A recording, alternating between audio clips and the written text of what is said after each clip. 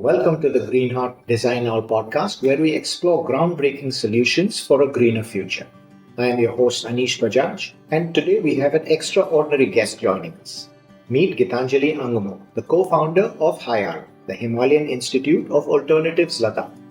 Gitanjali and her co-founder, the iconic reformist, engineer and educator Mr. Sonam Wangchuk, are at the forefront of how we think about sustainable living in the mountainous Hindu Kush region. In buildings like these, which you see, they stay at plus 20 when it is minus 20 outside, thereby solving the problem of the context of minus 20 winters. The education system in India was completely a copy of the West, and I thought it was high time that we bring Adhyatma, the spiritual, this understanding of oneself, what the Japanese call your ikigai, or in India we used to call it as swadharma. What are you born for? So Ice Stupa Artificial Glaciers is a technique where the waste winter water is stored in the forms of these stupas or cones of ice, using the science that when you have a minimum surface area for the maximum volume, which is a cone or a sphere, then you don't lose that water for evaporation. We don't copyright anything. So there are no patents or, it's freely available for all, because we believe that these are technologies that the whole world needs and it should be freely available. So the vision of HIAL is that we go back to the Renaissance person, the holistic person. It is not just one Da Vinci, but how to create everybody as a Da Vinci. Because we do have multiple facets to ourselves, and for some reason education makes us believe that you cannot be a master of all. Join us as we dive into Gitanjali's inspiring journey and the initiatives that are making a significant difference in fighting against climate change. But before we get into welcoming our guest, we'd like to thank the unstinting support of our sponsor, Villeroy & Boch. Villeroy & Boch is a world-renowned bathroom brand constantly implementing new technologies and solutions to help use energy and raw materials more efficiently, reduce emissions, and continuously increase product sustainability, even exceeding laws and requirements. Sustainability is integral at Villeroy & Boch and in its very nature. And now, without further ado, let's welcome our guest, Gitanjali, to the show. Welcome, Gitanjali. It indeed is very nice of you to take the time and join us. I'd like to begin by asking you straight away, what has been the motivation and the impetus to start the Himalaya Institute of Alternative Ladakh? Your background is not in architecture or in education. So please do share with us the makings of this institute. So it is Himalayan Institute of Alternatives Ladakh. That's how it is. And we fondly and shortly say it HIAL.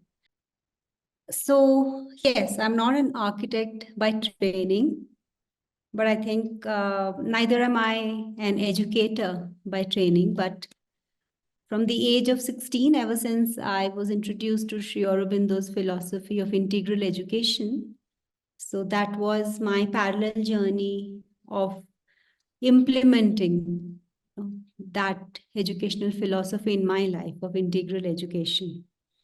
I was all through a topper in my school and college days, but I did not enjoy it,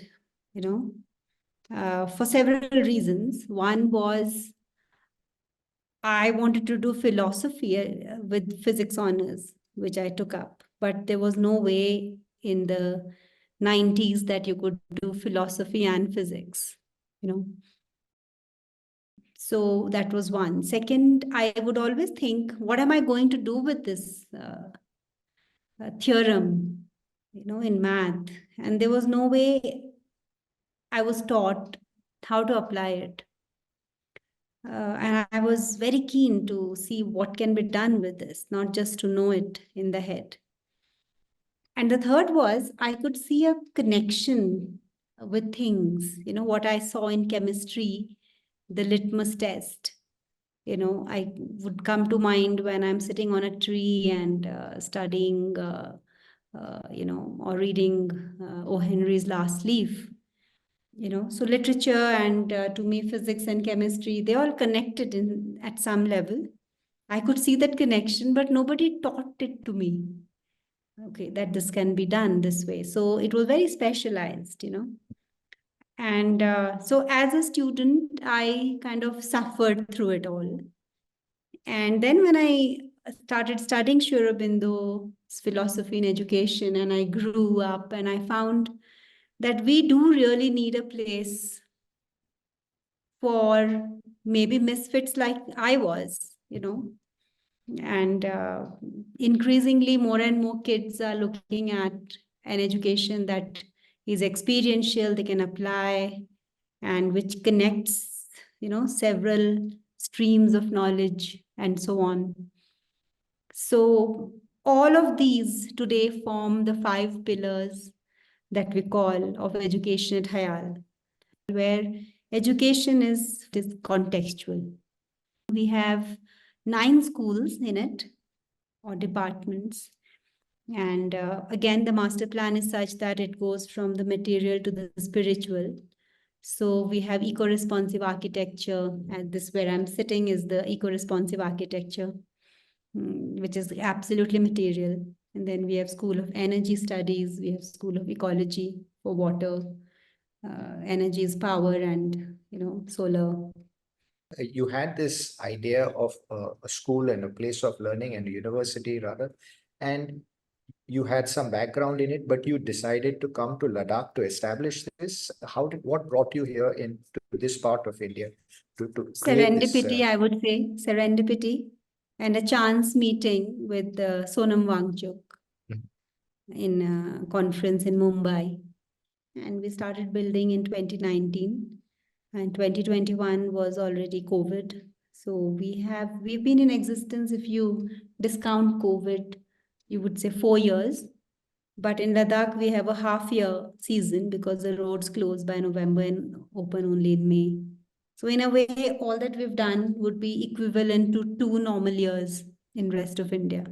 Okay. But we've been working at it since 2017. In terms of the kind of programs or learning modules that are available, what is the duration of these modules, and in what areas do you operate in? So we have a flagship program, which is called the HILS Fellowship.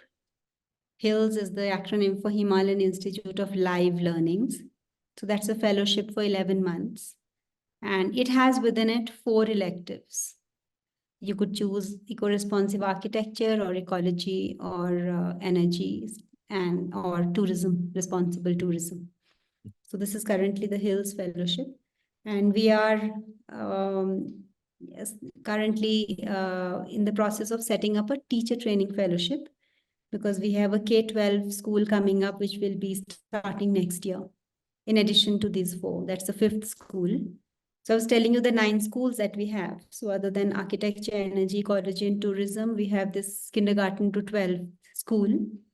And then humanities, liberal arts, and pure sciences. Then we have design, innovation, and entrepreneurship. Then the 8th school is social and political leadership. And the 9th is School of Applied Spirituality.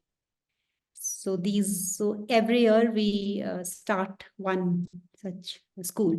We have lots of short courses, certificate, internship programs for like Ice Stupa, building of these artificial glaciers, or post-harvest, or responsible tourism. So all of these courses are what is relevant to the context of the Trans-Himalayan Ladakh region. And the university is international. So the students are from all the 8 Hindu Kush Himalayas countries. Do you think the learning imparted is specific to the region of Ladakh or the Himalayan region, so to speak? Contextual education. We do not mean a parochial education. Context is like a learning aid where you imbibe some concepts. But then those concepts can be reapplied in any other context. And that's how this fellowship is designed as well. Initially for 2 months, it is like a plenary courses we have, which is on entrepreneurship, leadership, life skills, and so on. Then for 4 months, the students are engaged in HIAL's projects, which, innovations and other things which we make them do. And then the last 5 months is when they go back to their context and pick up a problem or a project to be done, and when they apply this learning there. So HIAL has been in operation for, like you mentioned, 2 years. The faculty that you have got to impart this learning, how has that come about? Who are the people who are really driving these schools that you have put in place? In HIAL, we combine research with academics and with enterprise, entrepreneurship. But unfortunately, the professionals that we have, not just in India, but the rest of the world, you don't have a researcher who's also an entrepreneur, or you don't have an entrepreneur who's an academician, who's writing papers. So we don't find this ready-made faculty who can combine all these three. So therefore, the way we have resolved it, and we're still working on it, is one is to groom our own internal team to become this faculty in future. The second is that we have a coordinator for each course, and then we expose the students to these three kinds of people. So there is a guest faculty who's delivering content, but there is a professor of practice who's sharing how he or she did this in his life, which is more practice-based. And then there is an entrepreneur or somebody who has scaled it up. And this is done by hand-holding them and exposing them to these three kinds. And within that, we have mentors for them, because when they take up their individual projects, there is a one-on-one mentoring that we provide them. Some of the research efforts that are currently underway at HIAL, specifically with regard to architecture and building sciences, I believe there is the Ice Stupa program. There is also the one with photovoltaics for greenhouses that you create. Could you elaborate on some of these research programs, and what motivates you to pick a particular area of research? So the motivation is the problems people here are facing. So for instance, there is a village called Kulum where because of climate change, the glaciers are receding and the canals that brought water to the village have dried up. So the village has moved and they have become climate refugees, because they had these huge, beautiful houses with many acres, which they had to give up and go and live on a highway, selling tea on the highways. So that is a problem, that people are losing their dignity, their social, their statures and their farms and agriculture. So we pick up that as an issue. A social issue is picked up to be resolved. And then technology is used to solve that problem. You want to improve people's lives.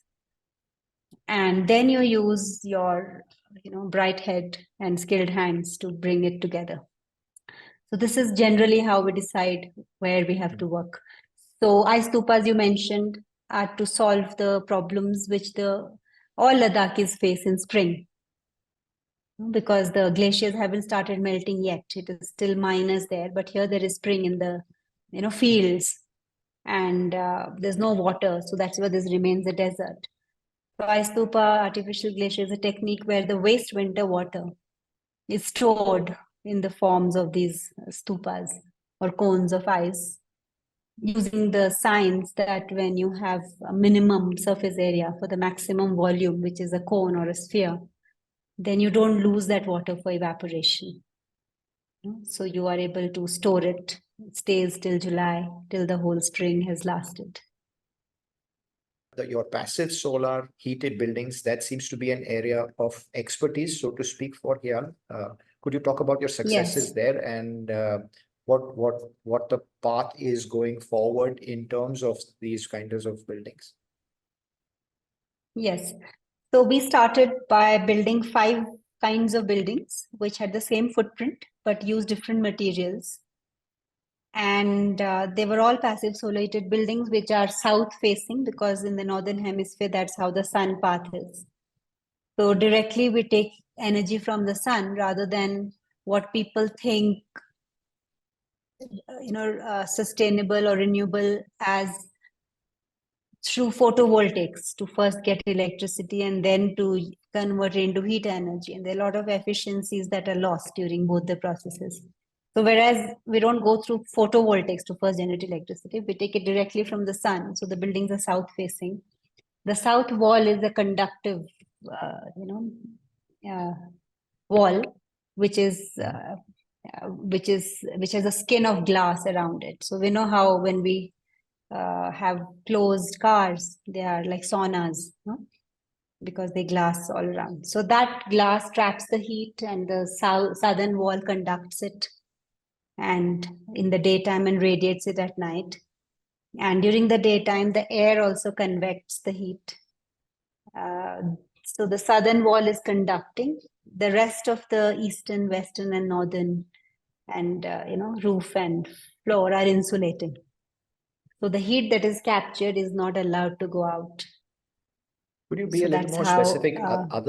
Other than the orientation of the buildings, could you elaborate a little bit more on the technologies that are actually included, whether it's material technologies or certain other kinds of planning needs, or other kinds of elements that go into actually making it, other than the orientation? Is there something else at play to create such buildings? Yeah.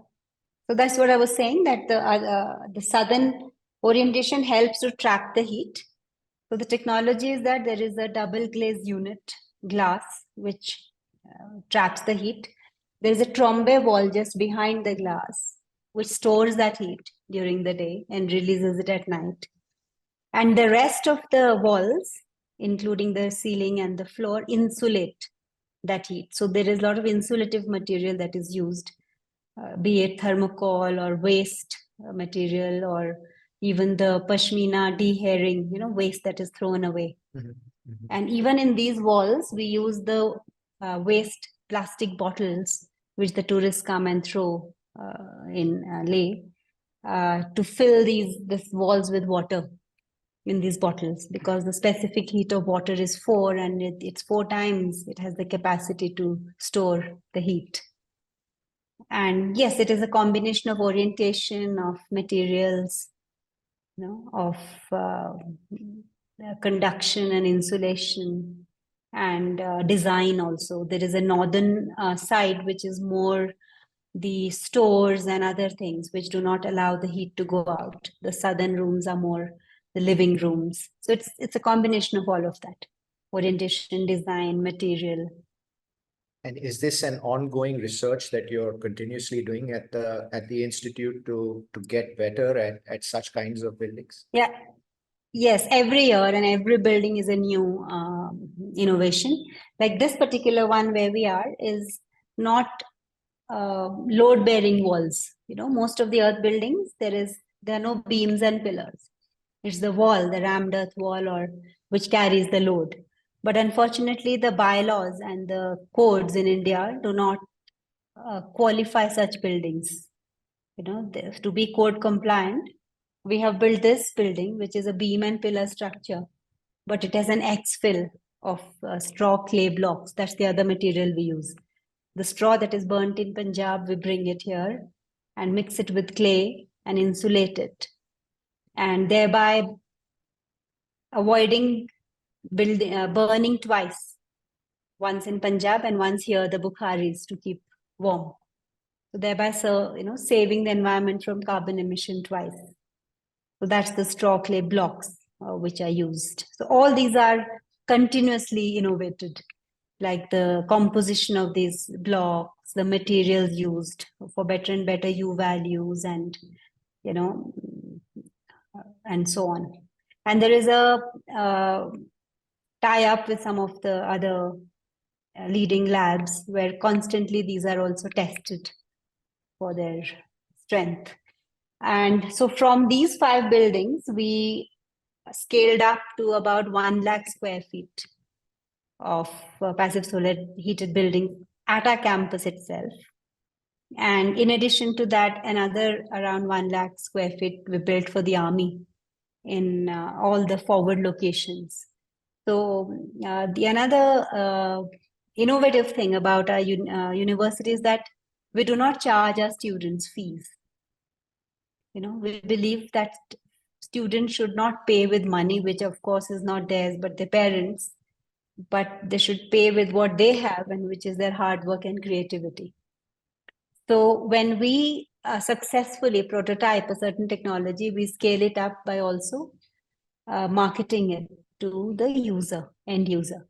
So Indian Army used to have its shelters at the forward areas, which were very cold and which needed a lot of transportation of petrol and kerosene and gas to keep it warm for the soldiers, and which was very expensive both financially and ecologically.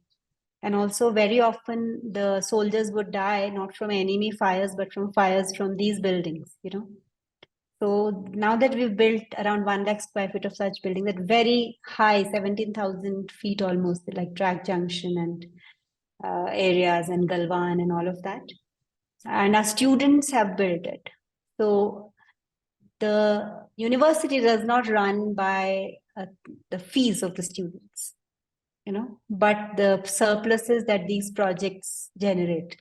And the students work on these projects and learn. So that is another innovative financial model that we've implemented here. It really is very interesting on multiple levels. The entire vision behind this institute that you've created. I'd like to touch upon Mr. Sonam Wangchuk is an icon for many and for many reasons. What is his role in this institute? Does he lead any particular effort or any particular research that he is passionate about and has kind of been working on for so many years? So we are both co-founders, and our roles are he looks after more of things at the prototype stage, like some new innovation and all of that, and I look at as I told you, we have research, academics, and entrepreneurship.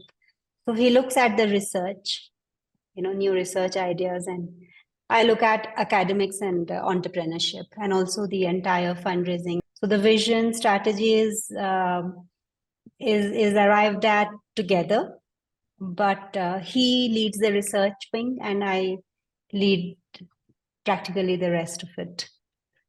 So the operations, academics, entrepreneurship. So in terms of research, you have these ongoing projects, and I'm sure there must be certain other areas of investigation, either by your founding members or the internal faculty, as well as students, or requests that you must be receiving from people around the world to allow them to come in and do some research work in this area. Is there any particular ideas that you'd like to share in terms of future research projects that HIAL may take up in the coming future? Yeah. So when I said Sonam is leading research, it is more the technological research, but I lead also the pedagogical research, emerging pedagogies, and like how should liberal arts be taught in this country. So being a student of Sri Aurobindo and Vedas and Upanishads and the Gita, it's my personal research to not have these Indic knowledge systems as just one stream that is taught, but to have that lens, that worldview. Now, even though we have Indic knowledge systems, but our lens is Western still, when we study matter or anything. So one of the research that I'm involved in is to integrate these Indic knowledge systems. Like, can we teach quantum physics through Vaisheshika, which is one of our darshanas? Or can we teach logic through Nyaya? Or can we teach economics and politics through Kautilya's worldview? So this is the research that I'm engaged in. Like leadership, political or social leadership, entrepreneurship, how to make India not just make in India destination, but also a design in India, higher order thinking skills. how do we make our kids confident that they can be designers? So, so this kind of neural networks and life skills, these are also things that I lead and research on how to make a child so confident, and develop these higher order thinking and deeper order feeling skills. So that's what I contribute to the research as well. And then we do have partnerships of universities across the world. We have MOUs and also with individuals who are engaged in something cutting edge. And we invite them and collaborate with them. For instance, we have this team from Boch, Kiran Vaghela and his son Satya. So we have prototyped and researched and innovated the world's first wooden Catalan dome in architecture. It's a structure and a space that does not need beams and pillars. So when you need large spans, so we invited them to participate, and there was a prototype done at their place in Bhuj, and then a larger, viable product made here, and then now we are scaling it up into a 10,000 square feet gymnasium facility. Similarly, the Sun and Earth Festival that's going on has invited experts from France, South Africa, in various plastering techniques, in various kinds of other techniques, and we keep collaborating with them. Similarly, in energy, we are working with some of the leading experts in the country. So when we identify a project, as I told you, along with the student who's leading it, there is a mentor that is assigned. And that mentor is generally through our network, a leading, professional in India or abroad. And we also institutionalize such projects as funded research projects. So we recently completed a project with TERI, the Energy Research Institute, and FHNW is a university in Switzerland and funded by the SDC, the Swiss Development Corporation. We are now working with also GB Pant to scale up such eco-responsive buildings all across the Himalayas, in every Himalayan state. So that is how we collaborate. Best part, what I like to tell, is that we are absolutely copyleft. We don't copyright anything. So there are no patents or, it's freely available for all, because we believe that these are technologies that the whole world needs and it should be freely available. The true Vasudhaiva. When you say freely available, are these papers that are published online, or if people write to you, then they have access to the material and the research? How could you explain that? Yeah. Both. I mean, we put it up as videos also on YouTube. Like anybody can Google and find out how to set up an Ice Stupa. It is not a patent or a copyright or a secret information, because we want more and more villages to, use it. So similarly, passive solar heated buildings is freely shared with everybody, including papers, like writing papers in journals, peer-reviewed journals.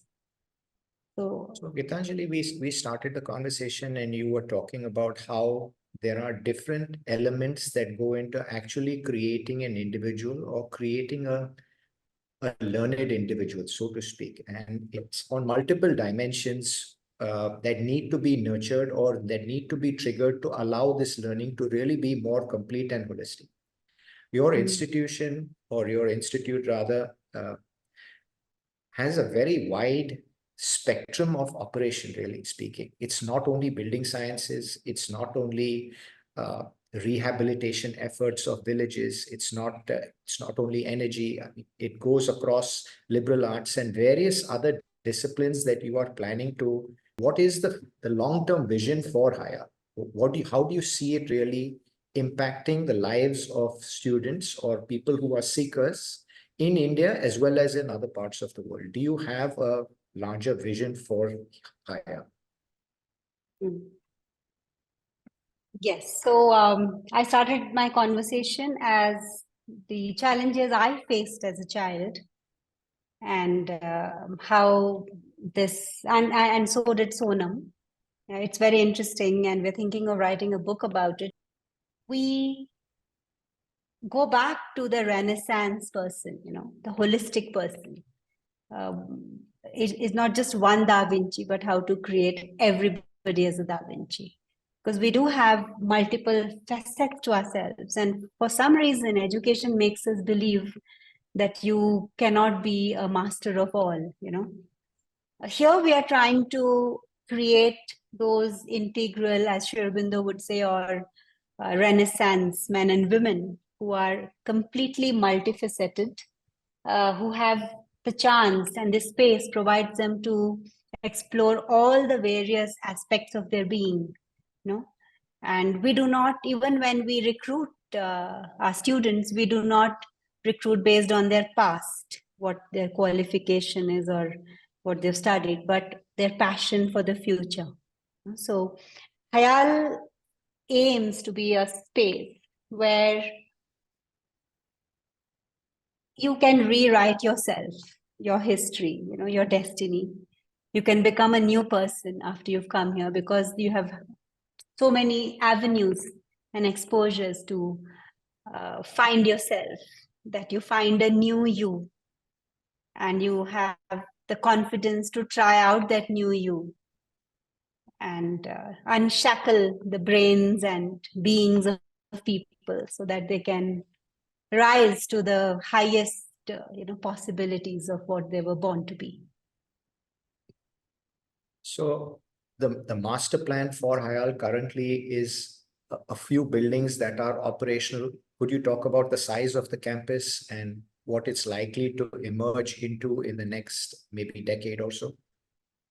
Yeah, so it is about 150 acres and of absolute desert land where there wasn't a drop of water or a blade of grass. And our audacious master plan has 70% water and greenery, and only 30% is buildings. And we have built around, as I said, 1 lakh square feet, 100,000, but we plan to build another 150,000 square feet. So between our campus and the army buildings, we are saving close to 3,000 tons of carbon per year, because these buildings don't have any artificial heating or cooling. And yes, that's the master plan. And it is going to be integrated with School of Sports, School of Performing Arts. We have an amphitheater, open air, and we have an open School of Performing Arts, which is trying to recover the lost Ladakhi folk dance music and so on. And School of Sports, which is inspiring the youth to get into contextual sports, which they have it in their genes, like polo. Everybody here before the roads came in was a rider, horse rider, including His Holiness the Dalai Lama and our patron, Chetsang Rinpoche. So we are trying to launch horse riding schools, polo as a game, ice hockey, and sports is going to be a very important part of this integral development. And we have a very strong life skills curriculum, which runs parallel to our courses, which has identified 32 life skills, including things like metacognition, to be aware of what am I thinking, meta-affection, to know about my emotions, and higher order thinking, up to cooking and gardening and driving and swimming life. So we have these entire 32 about finding out my worldview or philosophy of life, first aid, all diverse things which make you investments, how to be financially literate, and so on. That's a parallel thing that goes on. So in a sense, you built this Institute of Learning to uplift education and be more contextual to these Hindu Kush states. Is that right in the way I'm imagining this? Yes, so we call ourselves a mountain university for the context of the mountains, because India is primarily a tropical plains country. So all the innovation happens for such a geological and climatic region, including the policies that are made at the center. So our university supports the government to make contextual policies through our research. For instance, this passive solar heated buildings, we measured the temperature for 2 years and proved on the ground that while it was minus 20 outside, these buildings stayed above 20 inside. And then we gave it to the UT government, and based on this, they have passed a circular that all tourism buildings in Ladakh to be passive solar heated.